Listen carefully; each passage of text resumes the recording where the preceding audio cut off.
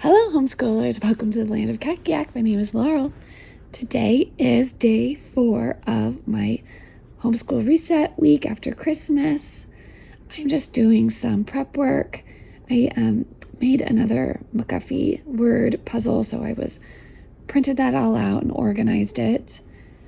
And now I need to get my planning on track if we want to start up on Monday.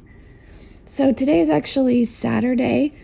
If you can tell from my voice, I'm sick. I took a sick day yesterday, so I didn't do anything. But I was feeling well enough to come down. What I needed to do is 2 things. Number 1, I needed to get the kids caught up on anything that they did not finish before Christmas break. So I'm going to be taking a look at my 7th grader and my 3rd graders' everything notebooks just to see what pages that they missed. I have to determine find what that stopping point was that I want them to be caught up to. You see me bookmarking it. And I'm going to go back and see are there any missing pages that I need to mark for them to do. And I need to also check their work. There were some days that we didn't get to Bible or whatever that morning. And so I'm just going through and checking all of that. Oh, this is actually my 3rd grader's notebook.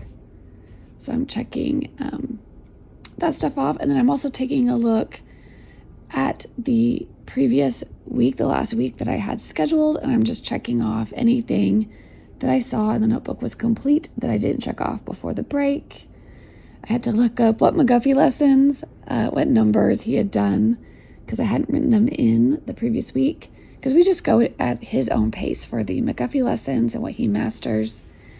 So I'd already given, this is my 3rd grader, back his notebook and told him to do his writing journal page, which was a gentle grammar lesson. And you see my 7th grader there working on some of his work as well. Okay, so I did get from my 7th grader a paragraph back. So I was giving him feedback and asking him to rewrite it. And he's working on writing and rhetoric right now. That's where I get his writing assignments from. And then back to my 3rd grader. So he did that gentle grammar lesson. So I'm just checking it.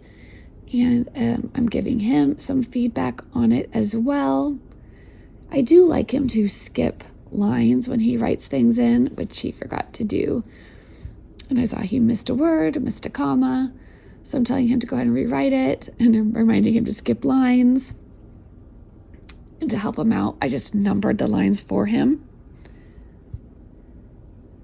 It's always like this. You're trying to plan and check work at the same time. So I'm kind of doing 2 things at once here. This is for my kindergartner. This is what I do for his planner. I just do it by the month. And I was checking off what days he did, what subjects he did. And we got 12 days of school for him last month. So I'm getting ready for January. I'm just going to set up his monthly planner for the upcoming month. This month, I think for December, I took off the whole weekend. I'm usually a 6-day-a-week, school. But for him last month, just because things were so busy, I let him have Saturday and Sunday off. But we're back to Sundays in school after church.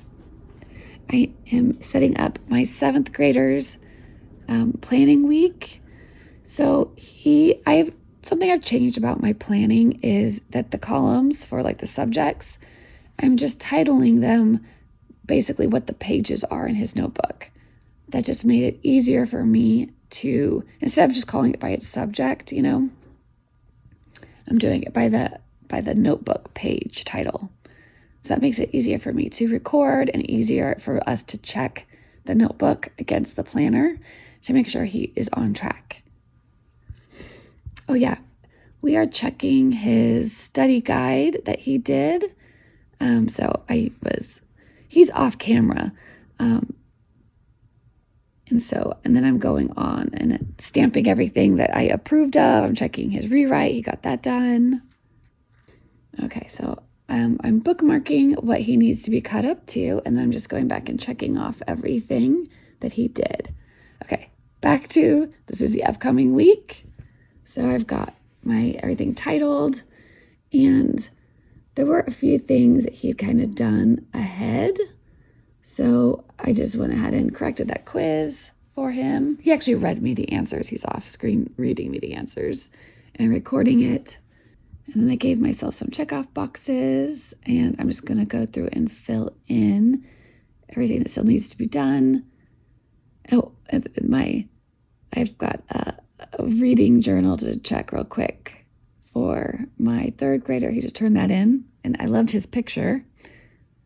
I did ask him to rewrite his reading journal with those corrections, those editing marks I gave him. And I'm actually looking at his science book right now and just designating what pages I want him to read. And then I'm making a line for journal because he does a journal for his science reading as well.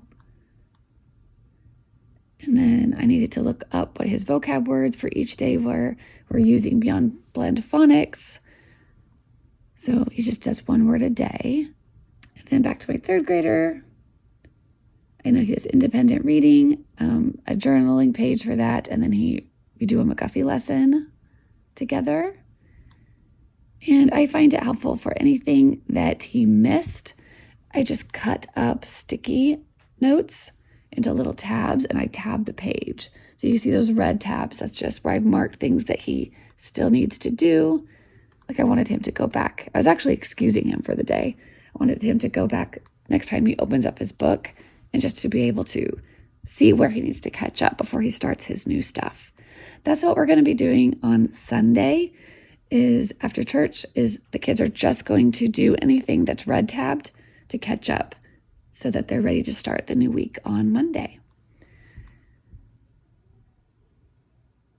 So I am actually working on my third graders' science right now. This is the only thing that takes any kind of effort for me to plan, because I actually go through and I'm going down to just like one categorized section at a time right now for this week. I wanted to go nice and slow to roll back into school.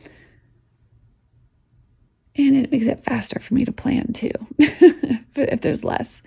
And I'm just assigning him a section to read, and then I highlight it straight into the book, some interesting facts, and I just basically make a little fill-in for him. And if I want to assign anything extra, like to look up or draw, I put it in that box. And then we are doing spelling boot camp right now, so I needed to see where we were. I didn't remember off the top of my head what our last lesson was. So once I saw what that was, I can just plan that for him. And I am writing it. I am going to go ahead and head the pages in his notebook now. Might as well while I'm setting it down in my own planner so that when he opens up his book, it's already there for him and he knows what to do. And I did color code actually because I thought this might be confusing because so whatever I highlighted in the book, I used three or four different highlighter colors, and I matched it with the fill in the blank highlight color in the science journal page so he wouldn't get confused about what paragraph to look back to. Yeah, this is the easy part because, the gentle grammar and like the math and the spelling boot camp, once I get the top line filled out, once I know what we're starting on, then I just know, we're just going in chronological order, so I don't have to look anything up. And he does have an extra line. I write down his weekly activities on the last line for him because there was room for it. And I just like to be able to keep in mind what they have to do after school. So activities like trail life, youth group or Awanas, our life group that we meet with our church, at our house, stuff like that. I like to put on the activity line just to keep in mind that that's coming up after school. And if you guys want to see any videos on our spelling boot camp and how that is going this year, leave me a comment, say boot camp, because that's something that we're slowly working through. And every year I feel like I do it a little bit different and I add a couple things and then I go back and revise that. All right, well, everything is all planned. Happy homeschooling.